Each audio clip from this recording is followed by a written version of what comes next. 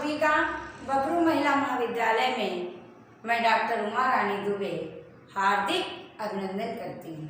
आप सभी का हर पल शुभ हो, शुभ की कामना करते हुए आज हम आपकी इस क्लास में हिंदी साहित्य के भक्ति काल की सगुण धारा की जो दो धाराएं रही हैं, राम भक्ति शाखा और कृष्ण भक्ति शाखा की काव्यों की सामान्य प्रवृत्तियों की तुलना शीर्षक के अंतर्गत आपको बतलाएंगे। कहने का भाव है कि इन दोनों शाखा के काव्यों में क्या सामान्य चीजें हैं, क्या इनकी सामान्य प्रवृत्तियां हैं और इन दोनों में क्या अंतर है। तो राम भक्ति शाखा और कृष्ण भक्ति शाखा के काव्यों में जो अंतर हमें दिखलाई देता है वो निम्नलिखित है और उन बिंदुओं से हम समझ सकते हैं। तो कैसे हम समझेंगे? राम भक्ति बिंदुओं के अंतर्गत हम समझ लेंगे राम भक्ति, और ये रही कृष्ण भक्ति। कृष्ण भक्ति शाखा और ये रही राम भक्ति शाखा। तो इनके जो काव्य हैं उनमें क्या सामान्य प्रवृत्तियां हैं और उनका अंतर कैसे समझें। तो आप सभी जानते हैं राम और कृष्ण दोनों विष्णु के अवतार माने गए हैं, अवतारी पुरुष हैं, यानी दोनों अवतारी हैं, राम और कृष्ण। तो राम भक्ति शाखा के जो काव्य हैं उनमें राम को आराध्य माना गया है। राम भक्ति शाखा के जो हमारे भक्त कवि हैं उन्होंने क्या कहा? राम आराध्य माना है, राम को अपना आराध्य माना है, अपना आराध्य माना, ठीक है, आराध्य माना। दूसरा, इसमें कृष्ण भक्ति शाखा में कृष्ण भक्ति शाखा में कृष्ण को अपना आराध्य माना, ठीक है, आराध्य माना। ये अपने बिंदु निकल कर सामने आए। क्या है कि राम भक्ति शाखा के कवियों के जो काव्य हैं, जो रचनाएं हैं, उनमें राम को आराध्य माना है और कृष्ण भक्ति शाखा के जो भक्त कवि हैं उन्होंने कृष्ण को अपना आराध्य माना है, उन्होंने उनकी आराधना की। अब दूसरा बिंदु क्या है कि राम भक्ति शाखा की काव्यों में राम के मर्यादा पुरुषोत्तम रूप का चित्रण मिलता है। मर्यादा पुरुषोत्तम रूप का चित्रण किया गया है। और कृष्ण भक्ति शाखा के काव्यों में कृष्ण की विविध लीलाओं का वर्णन किया गया है, ठीक है। दो बिंदु बिंदु आ गए कि राम भक्ति शाखा के कवियों ने, भक्तों ने, उनके काव्यों में हमें क्या मिलता है? राम के मर्यादा पुरुषोत्तम रूप का चित्रण किया गया है और कृष्ण की भक्ति शाखा के काव्यों में कृष्ण की विविध लीलाओं का वर्णन किया गया है। कैसे? दान लीला, मान लीला, चीरहरण लीला, रास लीला, माखन चोर। मेरे कहने का भाव है कि उनकी विविध लीलाओं का चित्रण हमारे कृष्ण भक्त कवियों ने किया है। तो अब अगला बिंदु क्या आता है? अगला बिंदु आता है कि राम भक्ति शाखा के जो काव्य हैं उसमें भक्त कवियों ने दास भाव की भक्ति की, दास भाव की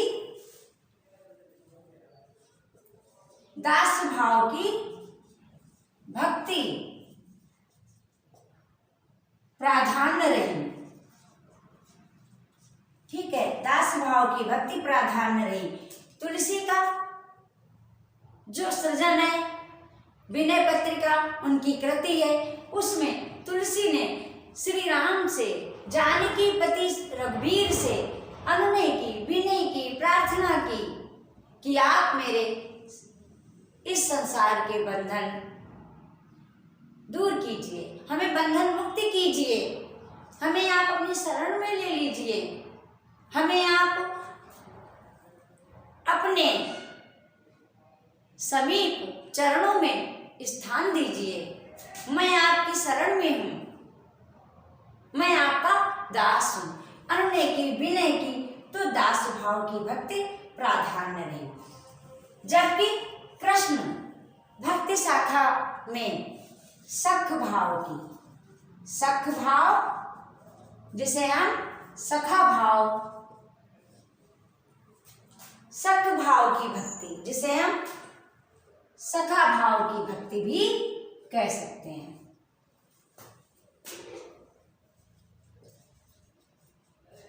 ठीक है, और सख भाव की भक्ति के साथ माधुर भाव की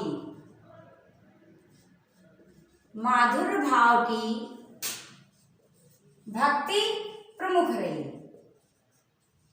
ठीक है, माधुर भाव की भक्ति प्रमुख रही। तो ये सूर को लीजिएगा। सूर क्या कहते हैं? आज एक एक कर रही हूं, कह तुम्हीं कह हमहीं माधव, अपने भरोसे लरी हूं। माधव श्री कृष्ण, आज मैं रहूंगा या तुम रहोगे, आज मैं एक एक को देख लूंगा। तो ये हम आप अपने एक मित्र से ही ऐसी बात कह सकते हैं। तो सखा भाव की भक्ति है। मीरा की देखिएगा, माधुर्य भाव की भक्ति है। मीरा क्या कहती है? मेरे तो गिरधर गोपाल दूसरो न कोई, जाके सिर मोर मुकुट मेरो पति सोई। तो उन्होंने श्री कृष्ण को आराध्य माना और श्री कृष्ण को अपने पति के रूप में आराधना की, उनकी पति के रूप में पूजा अर्चना आराधना की। तो माधुर भाव की भक्ति कृष्ण भक्ति शाखा में प्रमुख रही। अब अगला बिंदु है, अगला बिंदु आता है कि कृष्ण राम भक्ति शाखा में प्रबंध काव्य लिखे गए। राम भक्ति शाखा में प्रबंध काव्य लिखे गए।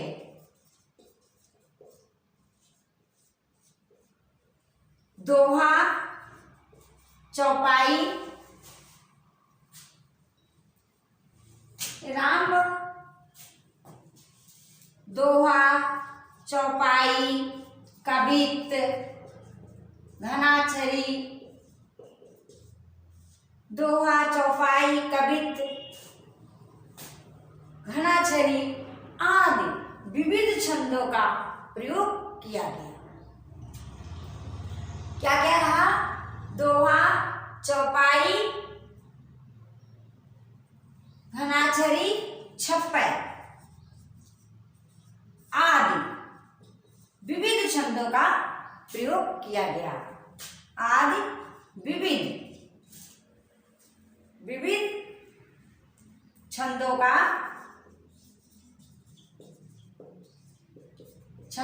प्रयोग मिलता है, यानी प्रयोग किया गया।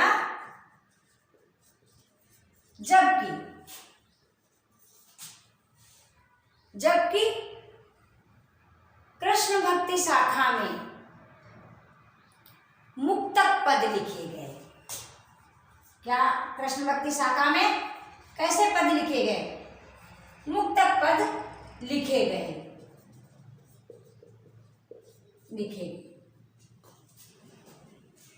रसखान कृष्ण के अनन्य भक्त, उन्होंने अवश्य सबैया लिखे हैं। रसखान कवि ने सबैये लिखे। ये अपने आप में अंतर आ रहा है, देख रहे हैं आप। और अब क्या बिंदु है, आगे क्या बिंदु आते हैं, अब आप देखिएगा।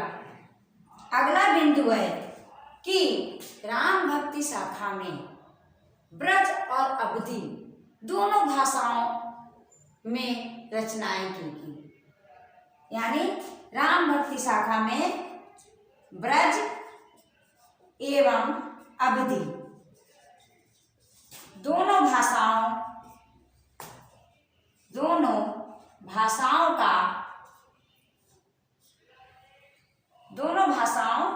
में रचनाएं हुई। दोनों भाषाओं में सृजन हुआ। ठीक है।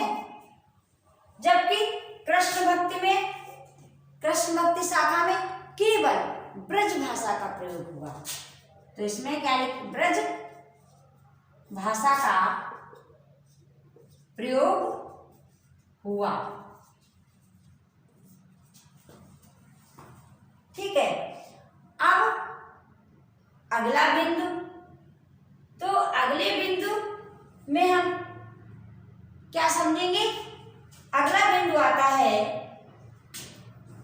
कि अगले बिंदु में जो राम भक्ति शाखा के काव्य हैं, उनमें भारतीय संस्कृति का उदात्त रूप हमें मिलता है।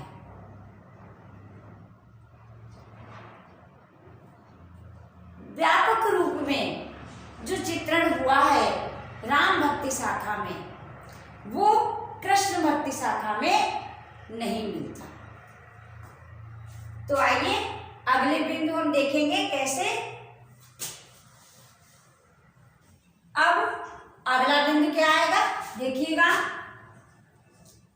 अगला बिंदु आएगा कि राम भक्ति शाखा पर रामानुजाचार्य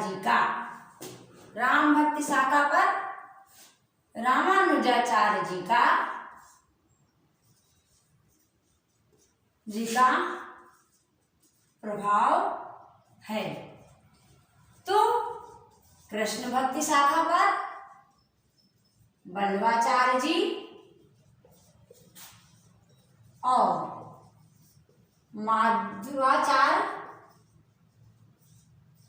माधवाचार्य जी का प्रभाव है। ठीक है। अब अगला बिंदु हमारा क्या आएगा कि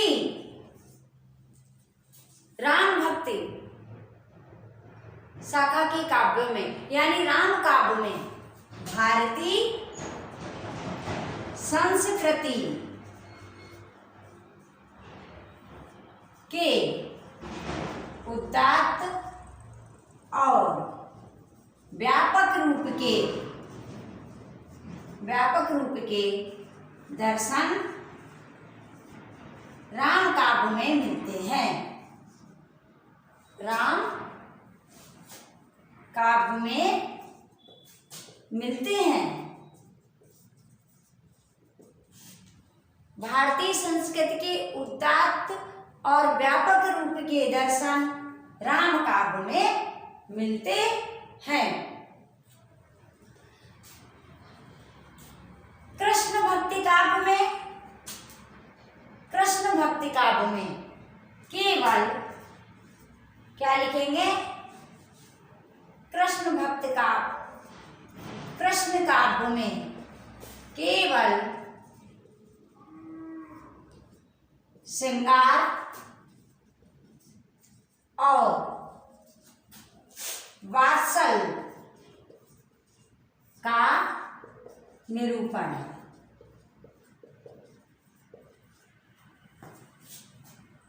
तो अगला बिंदु क्या होगा?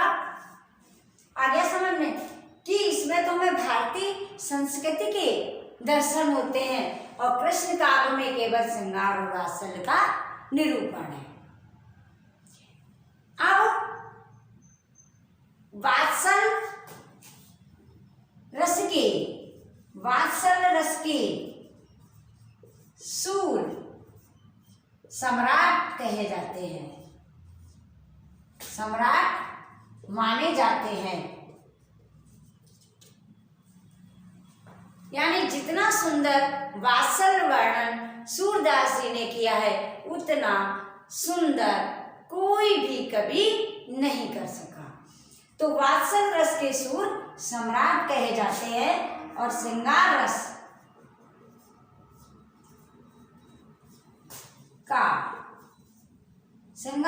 का उत्कृष्ट वर्णन सूरदास जी ने ही किया है। श्रृंगार रस का उत्कृष्ट जो वर्णन है वो सूरदास जी ने ही किया है, क्योंकि वो वात्सल्य रस के तो सम्राट हैं ही और श्रृंगार रस के उत्कृष्ट रूप कृष्ण भक्ति काव्य में हमें मिलते हैं। तो श्रृंगार रस का उत्कृष्ट वर्णन कृष्ण काव्य में मिलता है और वात्सल्य रस का जो सुंदर वर्णन है वो भी हमें कृष्ण काव्य में मिलता है। आगे देखिएगा कि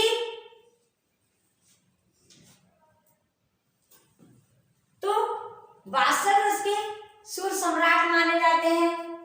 अब आती है बात तुलसीदास जी की। राम काव्य में जो प्रमुख कवि हैं, जो प्रमुख भक्त हैं, उनमें तुलसीदास जी की गिनती होती है। तो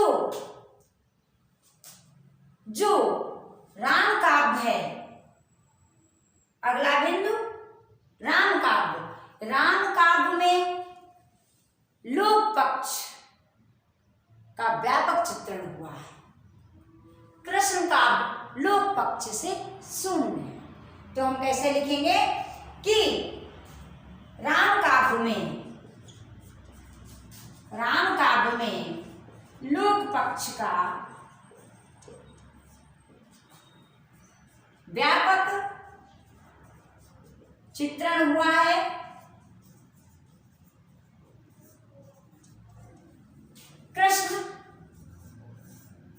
कृष्ण काव्य लोक पक्ष से शून्य है। अपने आप समझ में आ गया अंतर कि जो राम काव्य है वो उसमें हमें लोक पक्ष का सशक्त वर्णन मिलता है। लोक पक्ष का सशक्त वर्णन हमारे कवि तुलसीदास जी ने किया है और जो कृष्ण काव्य है उसमें लोक पक्ष का वर्णन शून्य है।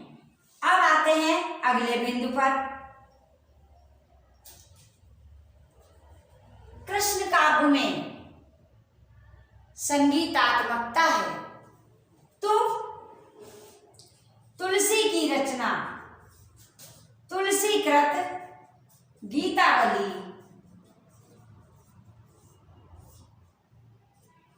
तुलसी कृत गीतावली में ही गीत तत्व विद्यमान है। यानी वही रचना संगीतबद्ध है, यानी तुलसी कृत गीतावली ही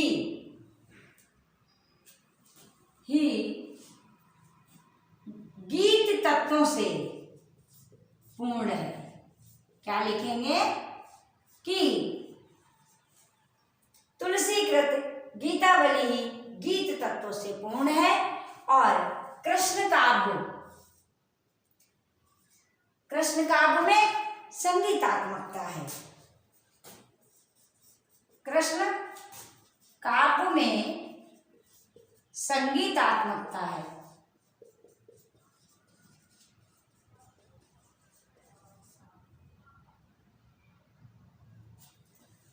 तो ये रहा आपका पूरा राम भक्ति और कृष्ण भक्ति काव्यों की सामान्य प्रवृत्तियों का लेखा जोखा। तो हमें आशा है कि आपको यह प्रश्न समझ में आ गया होगा। सीधा सा है कि जो हमें राम काव्य में मिलता है वो कृष्ण काव्य में मिलता है, थोड़ा बदला हुआ मिलता है।